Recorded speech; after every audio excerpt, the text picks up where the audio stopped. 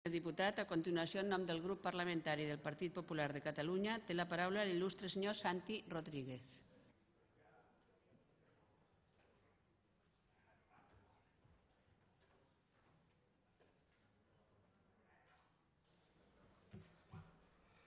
Gràcies, senyora presidenta, senyores i senyors diputats.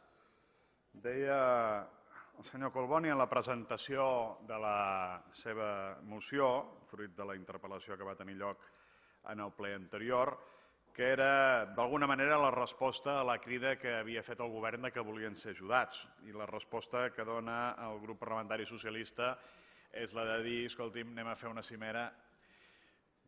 Al final m'enfadaré amb vostès, senyors diputats. És la segona vegada. No amb la senyora presidenta, a la qual li agraeixo que quan aquest diputat té la paraula no li enxufi el rellotge. No li deixaré parlar més per això. Gràcies, senyora presidenta. Deia que aquesta era la forma que el grup socialista té d'oferir la seva ajuda en el grup del govern. La nostra és diferent i ho demostrarem d'aquí a un parell de mocions en el qual presentem un conjunt de mesures genèriques, però sí més concretes que no pas una cimera. A nosaltres ja ens sembla bé que hi hagi una cimera d'aquestes característiques i no ens hi oposarem ni molt menys. I a més, en la moció del grup socialista el que fan és establir una agenda de la cimera. Bé, nosaltres creiem que això no només respon a la voluntat d'ajudar el grup de govern, sinó que en tot cas respon als pactes que el grup socialista té en el grup de Convergència i Unió fruit del debat d'investidura. Per tant, creiem que el marc adequat és aquest i no pas un altre d'ajudar. Perquè, escolti'm, de cimeres n'hi ha hagut de moltes i molt diverses, no? I en aquest sentit, home, permeti'm recordar-los algunes de molt importants, com van ser en les dues legislatures anteriors l'acord estratègic per la competitivitat i la internacionalització de l'economia catalana, que varen fer els grups del govern i, per cert, no varen convidar cap grup de l'oposició, que es varen fer la foto en l'any 2004, però que en l'any 2007, quan van reiterar l'acord amb les modificacions corresponents, van ser els agents socials que els van dir que no volien foto, que només volien acord, que no volien foto. Perquè molt ens temem que l'autèntica voluntat del grup socialista és més fer-se la foto que no pas que realment s'adoptin mesures, per poder intentar sortir d'aquesta situació. I escolti'm, nosaltres precisament el que no esperem d'aquesta cimera és una foto, sinó que el que esperem és que s'adoptin mesures, s'adoptin propostes i, a més, que es duguin a terme.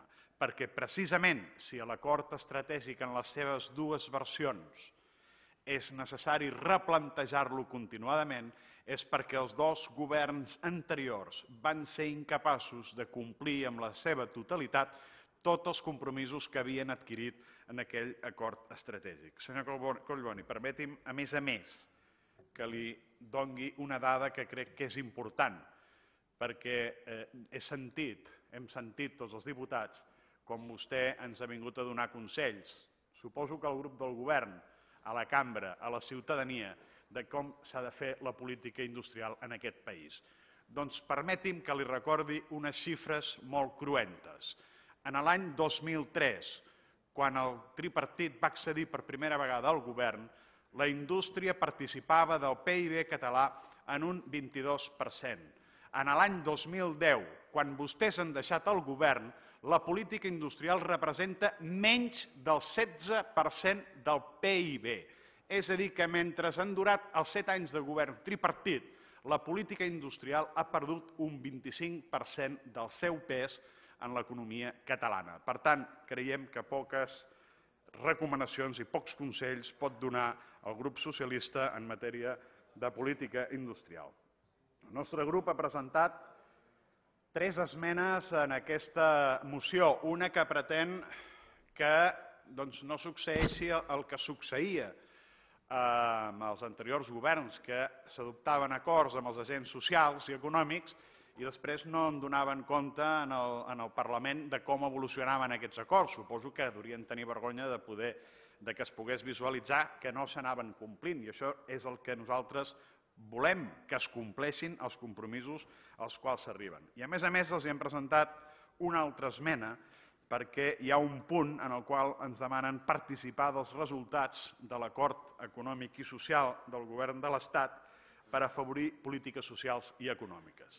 I miri, precisament l'acord econòmic i social del Govern de l'Estat és un altre dels exemples que quan les esquerres governen, ja sigui a Catalunya o ja sigui a l'Estat, quan tenen que fer cimeres no compten mai amb els partits de l'oposició. I en aquest cas no va voler comptar el Partit Socialista Obrer Espanyol en el govern, no va voler comptar amb el principal partit de l'oposició a Espanya, el Partit Popular. Doncs miri, nosaltres tampoc no volem participar dels resultats d'aquest acord econòmic i social, perquè sap què passa? Que aquest acord econòmic i social suposa la materialització dels majors retalls socials que ha aplicat mai un govern, no un govern socialista, un govern a Espanya en l'època democràtica. I a més, contempla una sèrie de mesures que crec que està més que demostrat que no porten a millorar l'ocupació, sinó al contrari, a empitjorar l'ocupació. Per tot això, demanarem la votació separada d'aquest punt i, tot i ser crítics amb el contingut de la moció, donarem suport al conjunt dels punts. Gràcies, senyor president.